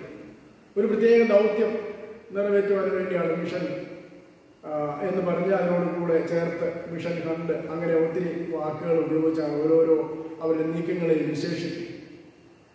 ദൗത്യസേന കേട്ടിട്ടുണ്ട്, നാം പണ്ട് കേട്ടിട്ടുണ്ടല്ലോ, വീരപ്പനെ പിടിക്കുവാനായിട്ട് ഒരു ദൗത്യസേന ഏൽപ്പിച്ചു. അപ്പോൾ ശ്രീലങ്കയിൽ ഒരു ദൗത്യസേന പോയി അവിടുത്തെ പുലികളെയൊക്കെ അമർച്ചിരിക്കുക. അപ്പോൾ ഒരു മിഷൻ എന്ന് പറയുമ്പോൾ ആ നിലയിലുള്ളൊരു ചിന്ത സ്വാഭാവികമായും വരാനുള്ള സാധ്യതയുണ്ട്. എന്നാൽ ഇവിടെ മിഷൻ എന്ന് പറയുമ്പോൾ അങ്ങനെയുള്ള ഒരു ഫോഴ്സ്ഫുൾ ആയിട്ടുള്ള ഒരു മിഷൻ. ഇവിടെ മിഷൻ എന്താണെന്ന് ചോദിച്ചാൽ ദൈവത്തിൻ്റെ മിഷൻ എന്ന് പറയുന്നത്, അല്ലെങ്കിൽ ദൗത്യം എന്ന് പറയുന്നത്, അതിനെ പറയുന്ന യവന ഭാഷ മിസിയോഡൈ എന്നാണ്. ദൈവത്തിൻ്റെതാണ് മിഷൻ, മിസിയോഡൈ. അപ്പോൾ ദൈവത്തിൻ്റെ മിഷൻ അത് മനുഷ്യനെ ദൈവം ഏൽപ്പിച്ചിരിക്കുന്നു. മനുഷ്യന്റെ സൃഷ്ടിയുടെ ആരംഭം മുതൽ ആരംഭിച്ച് ഒരു പുതിയ ആകാശവും പുതിയ ഭൂമിയും ഇവിടെ വരുന്ന നാൾ വരെ, വെളിപ്പാട് പുസ്തകം അവസാന സമയം അതുവരെയും മിഷൻ ഇവിടെ തുടരുകയും. സഭയെ സംബന്ധിച്ചിടത്തോളം പുതിയ നിയമത്തിൽ സഭയ്ക്ക് വലിയൊരു ഉത്തരവാദിത്വം ഏൽപ്പിച്ചിരിക്കുക. യേശു കർത്താവ് പറഞ്ഞു, നിങ്ങൾ പോയി സകല സൃഷ്ടിയോടും സുവിശേഷം പ്രസംഗിക്കും. കർത്താവ് തന്റെ ശുശ്രൂഷയുടെ അവസാനത്തിൽ അന്ത്യാധ്യാപനമായിട്ട് താൻ പുനരുദ്ധാനം ചെയ്ത് അവൻ സ്വർഗാരോഹണം ചെയ്യുന്നതിന് മുൻപ് ഗലീലയിൽ തന്റെ ശിഷ്യന്മാരുമൊത്ത് നിൽക്കുമ്പോൾ അവരോട് പറയുകയാണ്, നിങ്ങൾ പോയി സകല സൃഷ്ടിയോടും സുവിശേഷം പ്രസംഗിക്കും. അതാ അപ്പോൾ ഗുഡ് ന്യൂസ് ഫോർ ഓൾ, സുവിശേഷം എന്ന് പറയുന്നത് സകല സൃഷ്ടിയോടും പറയാനായിട്ട്, അതൊരാളുടെ കുത്തകയാക്കി വയ്ക്കുവാനായിട്ട് കഴിയും. അത് ഈ മുഴുവൻ സൃഷ്ടിക്ക് വേണ്ടി ഉള്ള ദൈവത്തിന്റെ പദ്ധതിയാണ്. അപ്പോൾ എന്താണ് സുവിശേഷം എന്നുള്ളതാണ് യേശു കർത്താവ് തന്നെ കാണിച്ചു തരുന്നത്. വിശുദ്ധ മത്തായിയുടെ സുവിശേഷം നാം വായിച്ചത് 4-ാം അധ്യായം 17 മുതലുള്ള വാക്യങ്ങൾ. അവിടെ നാം വായിച്ചത് യേശു കർത്താവ് തന്റെ ശിഷ്യന്മാരെ വിളിക്കുന്നതായിട്ടാണ് കാണുന്നത്. അവര് മീൻപിടുത്തക്കാരായിരുന്നു. മീൻ പിടിച്ചുകൊണ്ടിരുന്നപ്പോൾ യേശു അവരെ വിളിച്ചു. നമ്മോട് വായിക്കുന്നത് അവര് അവനെ വിട്ടു, അവരുടെ വള്ളം വിട്ടു, അവരുടെ തൊഴിൽ വിട്ടു. അവരെ മീൻ പിടിച്ചിരുന്നത് റോമാ സാമ്രാജ്യത്തിന്റെ മീൻ പിടിക്കാനായിട്ട്, അല്ലെങ്കിൽ വള്ളം ഇറക്കണമെങ്കിൽ അതിനെക്കുറിച്ചൊരു വായനയിൽ മനസ്സിലാക്കിയത് അവർക്ക് കരം കൊടുക്കണമായിരുന്നു. ഭരണാധികാരികൾക്ക്, അന്നത്തെ ഗവൺമെന്റിന് കരം കൊടുക്കണമായിരുന്നു ഗലീലക്കടലിൽ മീൻ പിടിക്കണമെങ്കിൽ. അപ്പോൾ ഒരു മുതലാളിത്ത സാമ്രാജ്യത്വ ശക്തിക്ക് അധീനരായിട്ട് കഴിഞ്ഞിരുന്ന ആളുകൾ, അല്ലെങ്കിൽ അവർക്ക് ലാഭം വരുത്തി വയ്ക്കുന്ന ഒരു തൊഴിലായിരുന്നു. അതിൽ നിന്ന് അവർ മാറി ഒരു പുതിയ തൊഴിലിന്റെ യേശു അവരോട് പറയുന്നുണ്ട് മറ്റൊരു ഭാഗത്ത്, നിങ്ങളെ മീൻപിടുത്തക്കാരായിട്ടല്ല, നിങ്ങളിനി മനുഷ്യരെ പിടിക്കുന്നവരായി തീർക്കുക പോവുകയാണ്. അതിന് മറ്റൊരു വ്യാഖ്യാനം വായിക്കാനായിട്ട് സാധിച്ചത്, നിങ്ങൾ മനുഷ്യർക്ക് മീനിനെ പോലെ ആയിത്തീരാൻ പോവുകയാണ് എന്നാണ്. മനുഷ്യന് ഭക്ഷണമായി, മീനിന് പകരം മനുഷ്യന് ഭക്ഷണമാകുവാൻ നിങ്ങളെ വിളിച്ചിരിക്കുന്നു എന്നുള്ളൊരു വ്യാഖ്യാനം വായിക്കുവാനായിട്ട്. എന്ന് പറഞ്ഞാൽ നിങ്ങളെ, യേശു തന്നെ പറയുന്നുണ്ടല്ലോ, എന്നെ തിന്നാതെയും എന്നെ കുടിക്കാതെയും ഇരുന്നാൽ നിങ്ങൾക്കുള്ളിൽ ജീവനില്ല. എന്റെ ജീവൻ തരുവാൻ, എന്റെ മാംസം തരുവാൻ, എന്റെ രക്തം തരുവാൻ ഞാൻ ഈ ലോകത്തിലേക്ക് വന്നു. അപ്പൊ യേശു പറഞ്ഞു, പിതാവ് എന്നെ അയച്ചതുപോലെ ഞാൻ നിങ്ങളെയും അയക്കുന്നു എന്ന് പറയുമ്പോൾ ഇത് വളരെ അന്വർത്ഥമാണ്. മീനിന് പകരം മനുഷ്യന് നിങ്ങളെ തന്നെ തിന്നുവാനായിട്ട് നൽകുന്ന എന്നുള്ള വ്യാഖ്യാനം അർത്ഥവത്താകുന്നത് ഈ ഒരു ചിന്തയിലൂടെ നാം ഈ കാര്യത്തെ സമീപിക്കുന്നു. അപ്പോൾ ദൗത്യം എന്ന് പറയുന്നത് ഇവിടെ എന്തെങ്കിലും സ്വരുക്കൂട്ടി വയ്ക്കുന്ന ഒരു സംവിധാനമല്ല. സഭയ്ക്ക് ദൈവം അല്ലെ കർത്താവ്, സഭയുടെ നാഥനായ കർത്താവ് ദൗത്യം നൽകിയിരിക്കുന്നു എന്ന് പറയുമ്പോൾ ഇവിടെ വന്ന് അമ്പരചുംബികളായ കെട്ടിടവും സ്ഥാപനങ്ങളും പണിഞ്ഞ് വലിയൊരു ശക്തിയായി, ഒരു സമൃദ്ധ ശക്തിയായി മാറുവാനാണ്, ഒരു രാഷ്ട്രീയ പൊളിറ്റിക്കൽ പവറായിട്ട് മാറാനാണ് പലപ്പോഴും അങ്ങനെ. അതിപ്പോഴും ഓർക്കണം, ദൗത്യത്തിൽ നിന്ന് സഭ വ്യതിചലിച്ച് പോകുന്ന അനുഭവങ്ങൾ കാണുവാൻ സാധിക്കും. എമിൽ ബ്രൂണർ എന്ന് പറയുന്ന ഒരു ദൈവദാസൻ പറഞ്ഞത്, തീ അതിൻ്റെ ജ്വാലയിൽ നിലനിൽക്കുന്നത് പോലെ സഭ അതിൻ്റെ ദൗത്യത്തിൽ നിലനിൽക്കുന്നു എന്നാണ്. തീ അതിൻ്റെ ജ്വാലയിൽ നിലനിൽക്കുന്നത് പോലെ സഭ അതിൻ്റെ ദൗത്യത്തിൽ നിലനിൽക്കുന്നു. അപ്പോൾ തീയിൽ നിന്ന് ജ്വാലയില്ലെങ്കിൽ പിന്നെ തീയിൽ ഒരർത്ഥമില്ല. അതുപോലെ സഭയിൽ നിന്ന് ദൗത്യം മാറ്റിവെച്ചാൽ സഭ സഭയല്ല. സഭയെ സഭയാക്കി നിർത്തുന്നത് അതിൻ്റെ ദൗത്യം നിറവേറ്റുമ്പോഴാണ്. എന്താണ് ദൗത്യം എന്ന് ചോദിച്ചാൽ സകല സൃഷ്ടിക്കും അനുഗ്രഹമായി ഈ സമൂഹത്തിൽ തീരുക എന്നുള്ളത്. ഉപ്പ് പോലെയും പ്രകാശം പോലെയും സമൂഹത്തെ പ്രകാശിപ്പിക്കുവാനും പ്രകാശം കൊടുക്കുവാനും ഉപ്പ് പോലെ രുചി വരുത്തുവാനും സഭയ്ക്ക് കഴിയുമ്പോഴാണ് ആ സഭ അതിൻ്റെ ദൗത്യ നിർവഹണത്തിൽ നിലനിൽക്കുന്നു എന്ന് പറയുവാൻ കഴിയും. അതല്ലാതെ എത്ര സ്കൂളുകളോ ആശുപത്രികളോ ഉണ്ടാക്കിയെന്ന് ദൈവം ചോദിക്കുന്നില്ല. എത്ര അമ്പരചുംബികളായ കെട്ടിടങ്ങൾ വെച്ചു, പള്ളി കെട്ടിടങ്ങൾ പണിഞ്ഞു എന്ന് ചോദിക്കുന്നില്ല. എന്നാൽ സഭ എത്രത്തോളം ആക്കി വെച്ചിരിക്കുന്ന ഇടങ്ങളിൽ മറ്റുള്ളവർക്ക്, സമൂഹത്തിന് അനുഗ്രഹമായി തീർന്നു എന്നാണ്. യേശു കർത്താവിൻ്റെ കണ്ണായി, കാതായി, കരമായി, കാലായി മാറാൻ സഭയ്ക്ക് കഴിയുമ്പോഴാണ് സഭയുടെ തനിമ വീണ്ടെടുക്കുന്നതെന്ന് ഈ ഭാഗത്ത് ഓർപ്പിക്കുക. യേശു കർത്താവ് ഗലീലയിലൊക്കെയും ചുറ്റി സഞ്ചരിച്ചു. ജാതികളുടെ ഗലീല എന്നാ പറയും. യേശുവിൻ്റെ സുവിശേഷ പ്രവർത്തനങ്ങൾ അധികവും, തൻ്റെ ശുശ്രൂഷ ദൗത്യ നിർവഹണം അധികവും ഗലീലയിലായിരുന്നു നാം വായിക്കുന്നു. ഗലീലയിലും ചുറ്റുപാടുമുള്ള സ്ഥലങ്ങളായി ജാതികൾ ധാരാളമായി താമസിച്ചിരുന്ന ഒരു സ്ഥലമായിരുന്നു ഗലീല. അവിടെയായിരുന്നു യേശു അധികവും പ്രവർത്തിച്ചതെന്ന് നാം ഓർക്കണം. അവിടെ അവരുടെ പള്ളികളിൽ ഉപദേശിക്കുകയും രാജ്യത്തിന്റെ സുവിശേഷം പ്രസംഗിക്കുകയും ജനത്തിലുള്ള സകല ദീനത്തെയും വ്യാധികളെയും സൗഖ്യമാക്കുകയും ചെയ്തു. അപ്പോൾ സൗഖ്യദായക ശുശ്രൂഷ, സുവിശേഷത്തിൽ ഈ സൗഖ്യദായക ശുശ്രൂഷ ഉൾപ്പെടുന്നു എന്ന് നമുക്കറിയാം. അവിടെ നാനാവ്യാധികളാലും ബാധകളാലും വലഞ്ഞവർ, ഭൂതഗ്രസ്തർ, ചന്ദ്രരോഗികൾ, പക്ഷപാതക്കാർ, ഇങ്ങനെ സകലവിധ ദീനക്കാരെയും അവന്റെ അടുക്കൽ കൊണ്ടുവന്നു അവരവരെ സൗഖ്യമാക്കി. അങ്ങനെ അവരാതേ പ്രദേശം മുഴുവൻ കർത്താവിൻ്റെ പുരുഷാരം കർത്താവിനെ വന്ന് പിൻപറ്റി എന്ന് നാം അവിടെ വായിക്കാം. പ്രിയമുള്ളവരെ, ദൗത്യം എന്ന് പറയുന്നത് ദേശത്തിന് കാലാതീതമായിട്ട് അല്ലെങ്കിൽ മാനുഷികമായിട്ടുള്ള പരിമിതികൾക്കും പരിധികൾക്കും അപ്പുറമായിട്ട്, മാനുഷികമായ ബന്ധങ്ങൾക്കും മാനുഷികമായിരിക്കുന്ന മതിൽക്കെട്ടുകൾക്കും അപ്പുറമായും അത് സഭയുടെ ശുശ്രൂഷ വ്യാപകമാകുമ്പോൾ നമുക്കറിയാം. ശിഷ്യന്മാർ ആദ്യം യെരുശലേമിലാണ് ആരംഭിച്ചത്. എന്നാൽ യേശുക്രിസ്തു വളരെ വ്യക്തമായിട്ട് പറയുന്നുണ്ട്. അപ്പോസ്തലപ്രവൃത്തി 1:8 വായിക്കുമ്പോൾ, എന്നാൽ പരിശുദ്ധാത്മാവ് നിങ്ങളുടെ മേൽ വരുമ്പോൾ നിങ്ങൾ ശക്തി ലഭിച്ചിട്ട് യെരുശലേമിലും യഹൂദയിലും ശമരിയിൽ എല്ലായിടത്തും ഭൂമിയുടെ അറ്റത്തോളം എൻ്റെ സാക്ഷികളാകും. അതുകൊണ്ട് ദൗത്യം എന്ന് പറയുന്ന ദൗത്യത്തിന്റെ അതിർവരമ്പുകളില്ല. ദൗത്യത്തിന്റെ ആ ഒരു പരിവട്ടത്തിൽ എല്ലാ വിഭാഗങ്ങളും, എല്ലാ മനുഷ്യരും, എല്ലാ ദേശങ്ങളും ഉൾപ്പെടുന്നു എന്നുള്ളതാണ്.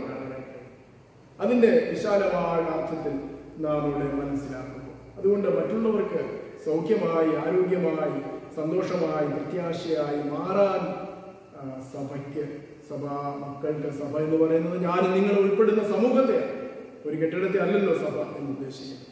നമുക്ക് വലിയൊരു ചുമതല, വലിയൊരു ഉത്തരവാദിത്വം, പ്രത്യേകിച്ചും ഈ മഹാമാരി മനുഷ്യനെ വളരെയധികം പരിഭ്രാന്തരാക്കിക്കൊണ്ട് മുൻപോട്ട് പോകുമ്പോൾ ദൈവമക്കളാവുന്ന നാം നമ്മുടെ പ്രത്യാശയിൽ നമ്മെ തന്നെ നിലനിർത്തുകയും അതോടൊപ്പം മറ്റുള്ളവർക്ക് ഒരു സമാധാനവും പ്രത്യാശയും നൽകുകയും ചെയ്യാൻ നമുക്ക് വലിയ ഉത്തരവാദിത്വമുണ്ട്. ദൈവം വിശ്വസ്തനാണ്, ദൈവം പ്രാർത്ഥന കേൾക്കുന്നവരാണ്, ദൈവം വിടുവിക്കുന്നവരാണ് എന്ന് നമുക്ക് ധൈര്യത്തോടെ പറയാനായിട്ടുള്ള ഒരാർജവം ഉണ്ടാകും. സമൂഹത്തോട്, അല്ലെ മറ്റുള്ളവരോട്.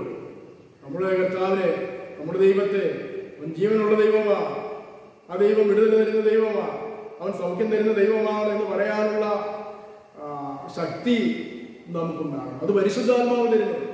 ഇപ്പൊ ദൗത്യത്തിനായി നമ്മെ ഒരുക്കുന്നത് പരിശുദ്ധാത്മാവ്. ദൈവം നൽകുന്ന അനുഗ്രഹങ്ങളും വിടുതലും എന്ന് പറയുന്നത് തികച്ചും സൗജന്യമാണ്. ഇവിടെ വായിച്ചല്ലോ പഴയ നിയമത്തിൽ യെശയ്യാപ്രവചനം 55-ാം അധ്യായത്തിൽ, അവിടെ ബാബിലോൺ അടിമത്തത്തിൽ കിടക്കുന്ന തന്റെ ജനതയെ വീണ്ടെടുക്കുവാൻ ദൈവം സൗജന്യമായി വീണ്ടെടുക്കുവാനുള്ള വലിയ പ്രതീക്ഷ അവർക്ക് നൽകുകയാണ്. പേർഷ്യൻ രാജാവായ കോരശിനെ ദൈവത്തിന്റെ അഭിഷിക്തനായിട്ട് കൊണ്ടുവരിക. ഒരു വിജാതീയ രാജാവാണ്, ദൈവത്തിന്റെ അഭിഷിക്തനാണെന്ന് അവനെ കുറിച്ച് പറയുന്നത്. ആ കോരശിലൂടെയാണ് ദൈവജനം വീണ്ടെടുക്കപ്പെടുന്നത്.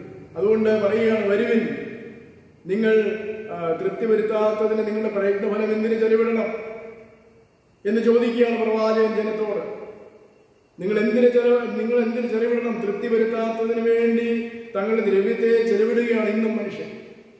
എന്നാൽ വരുവിൻ, ഈ വചനം നിങ്ങൾ കേട്ട് ഇത് അനുഭവിച്ച് നിങ്ങൾ ദൃഷ്ടാന്ന ഭോജനം നിങ്ങൾ കഴിച്ച് നിങ്ങൾ സമൃദ്ധിയുള്ളവരായി ജീവനുള്ളവരായി നിങ്ങൾ മാറണം.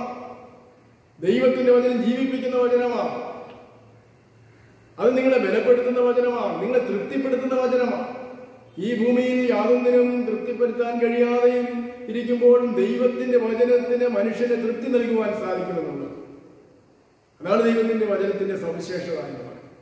അതുകൊണ്ട് ആ തൃപ്തിപ്പെടുത്തുന്ന വചനത്തെ നമുക്ക് മറ്റുള്ളവർക്ക് നൽകുവാനായിട്ടുള്ള ഒരു വലിയ ഉത്തരവാണ്. അതാണ് മിഷൻ എന്ന് പറയുന്നത്, അതാണ് നമ്മുടെ ദൗത്യം എന്ന് പറയുന്നത്. അതാണ്. അപ്പൊ അതുകൊണ്ട് ദൈവം സൗജന്യമായി തരുന്ന ദാനമാണ് വിടുതലെന്ന് നാം ഓർക്കുക. രണ്ടാമതായിട്ട് നാം കാണുന്നത് അതിർത്തികളെ, അതിർവരമ്പുകളെ അതിലംഘിക്കുന്നതാണ് ദൗത്യം എന്ന് പറയുന്നത്. അതാണല്ലോ നാം ലേഖന ഭാഗത്ത് വായിച്ചത്. യഹൂദന്മാരുടെ മാത്രം നിന്നിരുന്ന ആ ദൗത്യ നിർവഹണം ദൈവം ഒരു വലിയ ദർശനം, തുപ്പട്ടിയുടെ ദർശനം അയച്ച് പത്രോസിനെ രൂപാന്തരപ്പെടുത്തുക. പത്രോസ് ജാതികളിലേക്ക് തിരികെയാണ്. ഒരിക്കൽ പോലും കർത്താവെ മലിനമായതോ അശുദ്ധമായതോ ഞാൻ തിന്നിട്ടില്ല എന്ന് ദൈവത്തോട് പറയുന്ന പത്രോസ്, എന്നാൽ ദൈവത്തിന് മുഖപക്ഷമില്ല എന്ന് വലിയ പാഠമോട് പഠിക്കുക. എല്ലാ മനുഷ്യനും ദൈവസന്നിധിയിൽ കുറവുകാരാണ്, ബലഹീനരാണ്, പാപികളും ദോഷികളുമാണ്. ദൈവികമായ വിടുതൽ എല്ലാ മനുഷ്യനും ഒരുപോലെ ആവശ്യമാണെന്നുള്ള യാഥാർത്ഥ്യം മനസ്സിലാക്കിക്കൊണ്ട് ആ വലിയ ദൗത്യ നിർവഹണത്തിനായി പത്രോസ് ജാതികളിലേക്ക് തിരിയുന്നത് നമുക്ക് അവിടെ കാണുവാനായിട്ട് സാധിക്കും. സുവിശേഷ വേദ ഭാഗത്ത് നിന്ന് നമുക്ക് കാണുന്നത് ഒരു ബദൽ സമൂഹ നിർമ്മിതിയാണ്. യേശു കർത്താവിലൂടെ ഒരു പുതിയ സമൂഹം, ഒരു പുതിയ മാനവികതയുടെ ആരംഭമാണ് ദൗത്യത്തിലൂടെ സാധ്യമായി തീരേണ്ടതാണ്. പഴയത് മാറിപ്പോയിട്ട് ഒരു പുതിയ സമൂഹ നിർമ്മിതിക്ക് വേണ്ടിയുള്ള ഒരു വിളിയാണ് നമുക്ക് ദൈവം തന്നിരിക്കുന്നത്. ക്രിസ്തുവിലൂടെ ഒരു പുതിയ മാനവികത ഉടലെടുക്കുവാൻ വേണ്ടി ദൈവം നമ്മെ കുറിച്ച് ആഗ്രഹിക്കുന്നു. സഭയായി അതിന് സാധ്യമാകുവാൻ നമുക്ക് ദൈവത്തോട് പ്രാർത്ഥിക്കണം. നമുക്ക് ദിനത്തോടും ദൈവത്തോട് ദൈവികമായിരിക്കുന്ന ശക്തി അതിനാവശ്യമാണ്. ദൈവത്തിന്റെ വിടുതൽ ആവശ്യമാണ്. ദൈവികമായിരിക്കുന്ന അനുഗ്രഹം അതിനാവശ്യമായി. ദൈവത്തിന്റെ പരിശുദ്ധാത്മാവിനെ നടത്തിപ്പ് അതിനാവശ്യമാണ്. ശിഷ്യന്മാരെ അതിനായിട്ട് പരിശുദ്ധാത്മാവ് പ്രചോദിപ്പിക്കുകയും പരിശുദ്ധാത്മാവിന്റെ ആലോചനയ്ക്ക് അനുസരണമായി അവരുടെ ശുശ്രൂഷകളെ അവർ മുൻപോട്ട് പോവുകയും ചെയ്യും. അങ്ങനെയാണ് സഭാ സമൂഹങ്ങൾ സഭയിൽ ആദിമകാലത്ത് പലയിടങ്ങളിലായിട്ട് പുതിയ സഭാ സമൂഹങ്ങളുണ്ടായി. ഒരു പുതിയ മാനവികത നാന്ദി കുറിക്കുവാൻ ശിഷ്യ സമൂഹത്തിന് സാധ്യമായി തീർന്നത് ദൈവത്തിന്റെ വചനം സ്വീകരിച്ച് ദൈവത്തിന്റെ കൽപ്പന അനുസരിച്ച് അവര് മുമ്പോട്ട് കാൽവെച്ചപ്പോൾ ദൈവത്തിന്റെ പരിശുദ്ധാത്മാവ് അവരെ സഹായിച്ചു. അവരെ ഒരുമിച്ച് നിന്നുകൊണ്ട് പ്രവർത്തിക്കുവാനായിട്ടിടയായി. ഇന്നും നമുക്കത് ആവശ്യമായിരിക്കും. നാം ഒരുമിച്ച് നിന്നുകൊണ്ട് അധ്വാനിക്കുമ്പോൾ, ഒരുമിച്ച് നിന്നുകൊണ്ട് പ്രവർത്തിക്കുമ്പോൾ, ആ ദൗത്യ നിർവഹണത്തിൽ ഒരുമിച്ച് നാം മുൻപോട്ട് പോകുമ്പോൾ ദൈവരാജ്യത്തിന് മഹത്വമായി, മറ്റുള്ളവരുടെ ചുറ്റുപാടുമുള്ളവർക്ക് അനുഗ്രഹമായി നമുക്ക് തീരുവാനായിട്ട് സാധിക്കും. അതുകൊണ്ട് രോഗവും പ്രയാസങ്ങളും ദുരിതങ്ങളും മഹാമാരിയും എല്ലാം നിറയപ്പെട്ട ഈ ലോകത്തിൽ സഭ അതിൻ്റെ സാക്ഷ്യം ഉയർത്തേണ്ടത്, സഭ അതിൻ്റെ സാന്നിധ്യം അറിയിക്കേണ്ടത് ഈ ശുശ്രൂഷയിലൂടെ, ഈ ഒരു ദൗത്യ നിർവഹണത്തിലൂടെയാണ് സഭ അതിൻ്റെ സാന്നിധ്യം അറിയിക്കേണ്ടത് എന്ന് നാം ഓർക്കുന്നു. അതുകൊണ്ട് അതിനായിട്ട് ദൈവത്തിൻ്റെ ശക്തി ആവശ്യം, ദൈവത്തിൻ്റെ പരിശുദ്ധാത്മാവിൻ്റെ സഹായം നമുക്ക് ആവശ്യമാണ്. നമുക്ക് സ്വന്തമായിട്ട് ഒരു ദൗത്യ നിർവഹണം സാധ്യമല്ല എന്ന് പ്രത്യേകമായി ഓർക്കുക. അതുകൊണ്ട് കർത്താവ് പറഞ്ഞത്, ലോകാവസാനത്തോളം ഞാൻ നിങ്ങളോട് കൂടെ ഉണ്ട്. അതുകൊണ്ട് നിങ്ങൾ തനിച്ചല്ല ഇത് ചെയ്യുന്നത്. ഭൂലോകത്തൊക്കെയും പോയി സകല സൃഷ്ടിയോടും സുവിശേഷം പ്രസംഗിപ്പിൻ, സകല മനുഷ്യരെയും എൻ്റെ ശിഷ്യരാക്കിക്കൊള്ളുവിൻ ആഹ്വാനം ചെയ്ത കർത്താവ് ഒരു കാര്യം കൂടെ പറഞ്ഞു, ഞാൻ നിങ്ങളോട് കൂടെയുണ്ട് എന്ന്. ആ വാഗ്ദത്തം നമുക്ക് ഏറ്റെടുക്കുവാനായിട്ട് സാധിക്കണം. നമ്മോട് കൂടെയുള്ള കർത്താവ് നമ്മെ ബലപ്പെടുത്തുന്നവരാണ്, നമ്മെ നയിക്കുന്നവരും നടത്തുന്നവരാണ്, ഈ ശുശ്രൂഷയ്ക്കായി നമ്മെ ഒരുക്കുന്നവരാണ്. ദൈവത്തിൻ്റെ പരിശുദ്ധാത്മാവ് ഈ വചനങ്ങളാൽ നമ്മെ അതിനായിട്ട് സഹായിക്കട്ടെ. നമുക്കൊരു നിമിഷം കൂടി തലകളെ മുടക്കി പ്രാർത്ഥിക്കാം. പരിശുദ്ധനായ ദൈവമേ, സ്വർഗ്ഗസ്ഥ പിതാവേ, ഞങ്ങൾക്ക് അവിടുന്ന് ഈ ഭൂമിയിൽ കർത്താവെ അവിടുത്തെ മക്കളാക്കി ഞങ്ങളെ തീർത്തു. ഞങ്ങൾ കുറവുകാരായിരുന്നു, ബലഹീനരും പാപികളും ദോഷികളുമായിരുന്നു. എങ്കിലും കർത്താവ് ഞങ്ങളെ വിളിച്ച് നിന്റെ മക്കളും നിന്റെ രാജ്യത്തിൻ്റെ അവകാശവും കർത്താവെ ആക്കി. അതോടൊപ്പം തന്നെ ഞങ്ങൾക്ക് അവിടുത്തെ ദൗത്യത്തിൻ്റെ നിർവാഹകരായി ദൈവമേ നിലനിൽക്കാൻ, ജീവിക്കാൻ ഉത്തരവാദിത്വം അവിടുന്ന് തന്നിരിക്കുന്നുണ്ട്. കർത്താവെ അതൊക്കെ നിർവഹിക്കുവാൻ ആവശ്യമായ സ്വർഗീയ ജ്ഞാനവും കൃപകളും തരണം. ലോകാവസാനത്തോളം ഞാൻ നിങ്ങളോട് കൂടെ ഉണ്ട് എന്ന് അവിടുന്ന് വാഗ്ദത്തം പറഞ്ഞ കർത്താവാണ്. അവിടെ ഞങ്ങളോട് കൂടെ ഉണ്ട് എന്നുള്ള ഉറപ്പും നിശ്ചയവും ഞങ്ങൾക്ക് തരണം. കർത്താവെ ഞങ്ങളെ ഒരുമിച്ച് നിന്ന് ഈ ദേശത്ത് സാക്ഷ്യമായി നിലനിൽക്കാൻ, നിനക്ക് മഹത്വമായി നിലനിൽക്കുവാൻ ഞങ്ങളെ സഹായിക്കണം എന്ന് ഞങ്ങൾ പ്രാർത്ഥിക്കുന്നു. ദൈവമായ കർത്താവെ, അവിടുന്ന് ദൈവമേ ഞങ്ങളുടെ കഴിവില്ല, ഞങ്ങളുടെ കുറവുകാരാണ്, ഞങ്ങൾ ബലഹീനരാണ്, കഴിവില്ലാത്തവരാണ്. എങ്കിലും ഞങ്ങളെ ബലപ്പെടുത്തുന്ന ദൈവം അവിടുന്ന് ആകുന്നു. ദൈവമായ കർത്താവെ, അവിടുന്ന് വിളിച്ചത് ദൈവമേ വിദ്വാൻമാരെയാണെന്ന്, വലിയ ഭക്തന്മാരെയോ ശക്തന്മാരെയോ ജ്ഞാനികളെയോ അല്ലെന്ന്. കർത്താവെ, അവിടുന്ന് വലിയ രാജാക്കന്മാരെയോ പ്രഭുക്കന്മാരെയോ അല്ലല്ലോ വിളിച്ചത്, സാധാരണക്കാരായ ബലഹീനരായിട്ടുള്ള കർത്താവെ ആളുകളെയാണല്ലോ അവിടുത്തെ ദൗത്യത്തിനായിട്ട് അവിടുന്ന് വിളിച്ചത്. അതുകൊണ്ട് കർത്താവെ, ഇന്നും അവിടുത്തെ ദൗത്യത്തിനായി ഞങ്ങളെ അവിടുന്ന് വിളിക്കുന്നുവല്ലോ. അതുകൊണ്ട് അതിനായി അറിചേരുക, എന്നോട് ചേർന്ന് നിന്നുകൊണ്ട് സൗഖ്യദായക ശുശ്രൂഷി ദേശത്തിന് സൗഖ്യം വരുത്തുന്നവരായി, ദേശത്തിന് സമാധാനം വരുത്തുന്നവരായി, ദേശത്തിന് ആശ്വാസം വരുത്തുന്നവരായി കർത്താവെ ഞങ്ങളെ അവിടുന്ന് തീർക്കണം. അവിടുന്ന് മുഖപക്ഷമില്ലാത്ത ദൈവമാണ്, എല്ലാവരെയും അവിടുന്ന് ഒരുപോലെ സ്നേഹിക്കുന്ന ദൈവമാണ്. കർത്താവെ, അത് അവിടുന്ന് ഞങ്ങളെ പഠിപ്പിച്ചത് ഓർത്ത് സ്തോത്രം. അവിടെ നൽകിയ എല്ലാ നന്മകൾക്കായി നന്ദി. കർത്താവ്, നാളുകളിൽ നിൽക്കുള്ളവരായി നിലനിൽക്കുവാൻ ഞങ്ങളെ ബലപ്പെടുത്തണം. മാനവും മഹത്വം എടുക്കണം. പുത്രന്റെ തന്നെയുള്ള നാമത്തിൽ വിനയമായി പ്രാർത്ഥിക്കുന്നു. ദൈവം കേൾക്കണമേ. ആമേൻ. കർത്താവ് വിശ്വാസം നമുക്ക് അപ്പസ്തല വിശ്വാസ പ്രമാണത്തിന്റെ വാക്കുകളിൽ സ്വീകരിച്ച് ചൊല്ലാം. സർവശക്തിയുള്ള പിതാവായി ഭൂമിയെയും സൃഷ്ടിക്കാനായി ഞാൻ വിശ്വസിക്കുന്നു. അവന്റെ പുത്രനായി കർത്താവായി യേശുമശിഹായി ഞാൻ വിശ്വസിക്കുന്നു. പരിശുദ്ധാത്മാവായ ഉൽപാദിക്കപ്പെട്ട് ജനിച്ച് പന്തിയോസിൽ കഷ്ടപ്പെട്ടു, ക്രൂശിക്കപ്പെട്ടു, മരിച്ചു, അടക്കപ്പെട്ടു, മൂന്നാം ദിവസം മരിച്ചു വരുന്ന ഉയർത്തെഴുന്നേറ്റ് അവൻ സ്വർഗ്ഗത്തിലേക്ക് കയറി. സർവശക്തിയുള്ള പിതാവായി പരിശുദ്ധാത്മാവിൽ ഞാൻ വിശ്വസിക്കുന്നു. വിശുദ്ധന്മാരുടെ സംസർഗത്തിലും പാപമോചനത്തിലും ശരീരത്തിന്റെ നിത്യമായി ഞാൻ വിശ്വസിക്കുന്നു. നമുക്ക് മധ്യസ്ഥ പ്രാർത്ഥനയ്ക്കായിട്ട് അല്പസമയം ദൈവസന്നിധിയിൽ നമുക്ക് ഒരുങ്ങാൻ. നമ്മുടെ പൊതുവായുള്ള ആവശ്യങ്ങൾ വിഷയങ്ങളെല്ലാം ദൈവകരങ്ങളിൽ സമർപ്പിച്ച് നമുക്ക് വിശ്വാസത്തോടുകൂടെ സ്തോത്രത്തോടുകൂടെ നമുക്ക് ദൈവത്തോടെ പ്രാർത്ഥിക്കാം. പ്രത്യേകിച്ച് ഈ നാളുകളിൽ ഭയങ്കരമായിട്ടുള്ള മഹാമാരിയാലുള്ള സംഹാരം നടന്നുകൊണ്ട് അനേകം മനുഷ്യർ മരണപ്പെടുന്നു. ലോകത്താകമാനം എല്ലാ രാജ്യങ്ങളിലും മനുഷ്യരെവിടെയെല്ലാം ഉണ്ടോ അവിടെയെല്ലാം ഈ മഹാമാരി നാശം വിതയ്ക്കുന്നു. അനേകർക്ക് ജീവൻ നഷ്ടമായി. അവരുടെ പ്രിയപ്പെട്ടവരെ ഓർത്ത് നമുക്ക് പ്രാർത്ഥിക്കാം. അനേകർക്ക് ജോലി നഷ്ടമായി, അനേകരുടെ ബിസിനസ്സൊക്കെ തകർന്നു, അനേകരുടെ ജീവിതത്തിൽ ബുദ്ധിമുട്ടുകൾ നേരിടുന്നു, അനേകരെ മറ്റുള്ള രാജ്യങ്ങളിലൊക്കെ കുടുങ്ങിപ്പോയവരായുണ്ട്. നമ്മുടെ പ്രിയപ്പെട്ടവരെ വിദേശത്തും സ്വദേശത്തുമായി ദൂരദേശങ്ങളിലായിരിക്കുന്നവരുണ്ട്. അവരുടെ ആവശ്യങ്ങളൊക്കെ കർത്താവിൻ്റെ സന്നിധിയിൽ നമ്മൾ സമർപ്പിച്ച് പ്രാർത്ഥിക്കാം. ജോലി നഷ്ടപ്പെട്ടവരെ ഓർത്ത് നമുക്ക് പ്രാർത്ഥിക്കാം. സാമ്പത്തികമായി തകർച്ചയിലായവരെ ഓർത്ത് പ്രാർത്ഥിക്കാം. കടബാധ്യതയാൽ കഷ്ടപ്പെടുന്നവരെ ഓർത്ത് നമുക്ക് പ്രാർത്ഥിക്കാം. കുഞ്ഞുങ്ങളുടെ പഠനമൊക്കെ ബുദ്ധിമുട്ടിലായിരിക്കുന്നവരെ ഓർക്കാം. ഭാവി കാര്യങ്ങൾക്ക് വേണ്ടി വരുന്ന കുഞ്ഞുങ്ങളെ ഓർത്ത് പ്രാർത്ഥിക്കാം. പരീക്ഷയിൽ വിജയിച്ച കുഞ്ഞുങ്ങൾക്കായി സ്തോത്രം കരേറ്റ.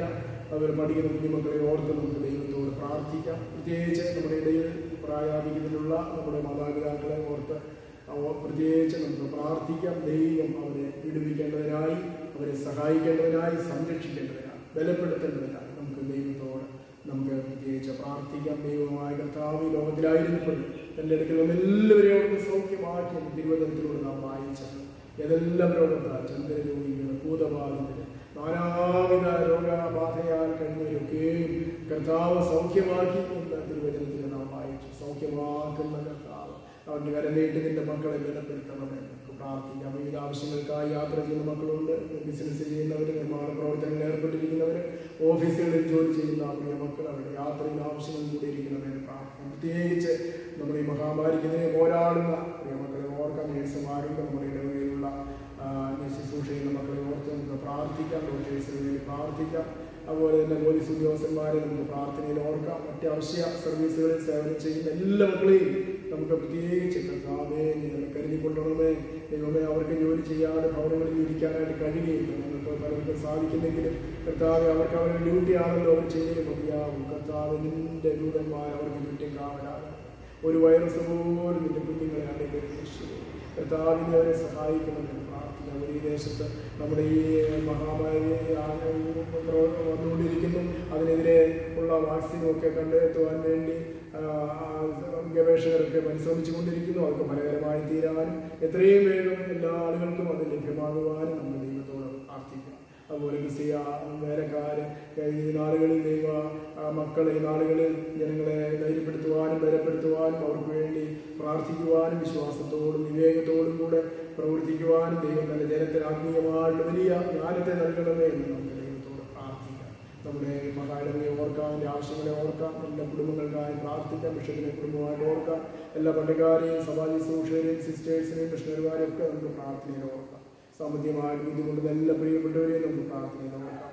ദൈവമായ കർത്താവിൻ്റെ സന്നിധിയിലെ വിഷയങ്ങളൊക്കെയും ഓർത്ത് നമുക്ക് മൗനമായ ഹൃദയങ്ങളിൽ ആയിരിക്കുന്ന ഇടങ്ങളിൽ ഇരുന്നുകൊണ്ട് പ്രാർത്ഥിക്കാം. സ്നേഹവാനായ ദൈവമേ, പരിശുദ്ധ പിതാവേ, ഞങ്ങൾ അവരുടെ സന്നിധിയിൽ സമർപ്പിച്ച എല്ലാ വിഷയങ്ങളുടെ മേലും അപ്പം മനസ്സറിയണം.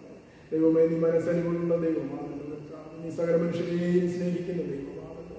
സകല മനുഷ്യർക്ക് വേണ്ടി അവിടുന്ന് ഈ ലോകത്തിലേക്ക് വന്ന കർത്താവെ, അവിടുന്ന് കാലൊരു കൊലമരത്തിൽ തന്നെ ജീവൻ ബലിയായി അപ്പനെ ഞങ്ങൾക്ക് വേണ്ടി അവസാനത്തുള്ളവരെയും രക്തമൂറ്റിത്തം ഞങ്ങളെ വീണ്ടെടുത്ത കർത്താവ്, ഞങ്ങളെ സ്നേഹിച്ച സ്നേഹനിമിത്തമാണല്ലോ അവിടുന്ന് കാൽവരിയിൽ തൻ്റെ ജീവനെ മറുപടിയായി നൽകുവാനിടയായി.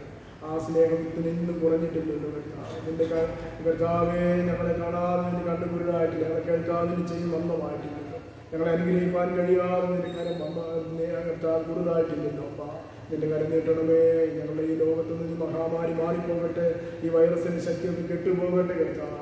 ദൈവമായ കർത്താവ് ജനസമാധാനം സന്തോഷവും അനുഭവിക്കട്ടെ. അപ്പ നിന്റെ കരം നീട്ടണമേ. നിങ്ങൾ പ്രാർത്ഥിക്കുന്നു കർത്താവ്. വിശ്വാസത്തോടുകൂടി പ്രാർത്ഥന ഫലിക്കുന്നു തിരുവചനം ഞങ്ങളെ ഓർപ്പിക്കുന്നുണ്ടോ.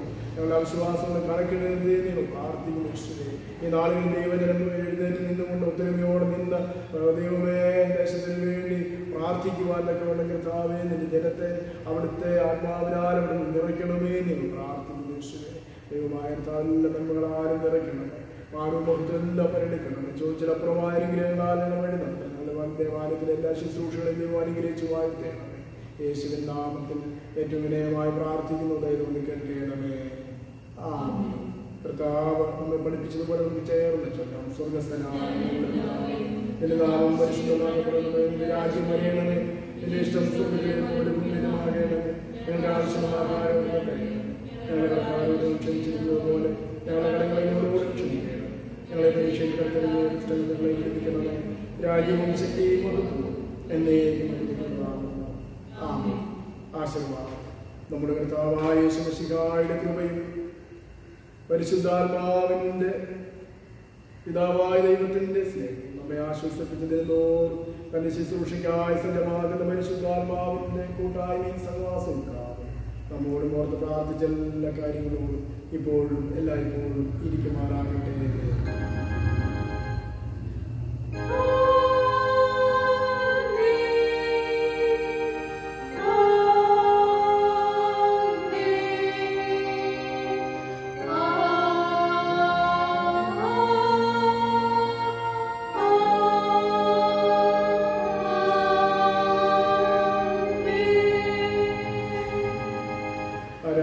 അടുത്തതായി 361 കീർത്തനം 361.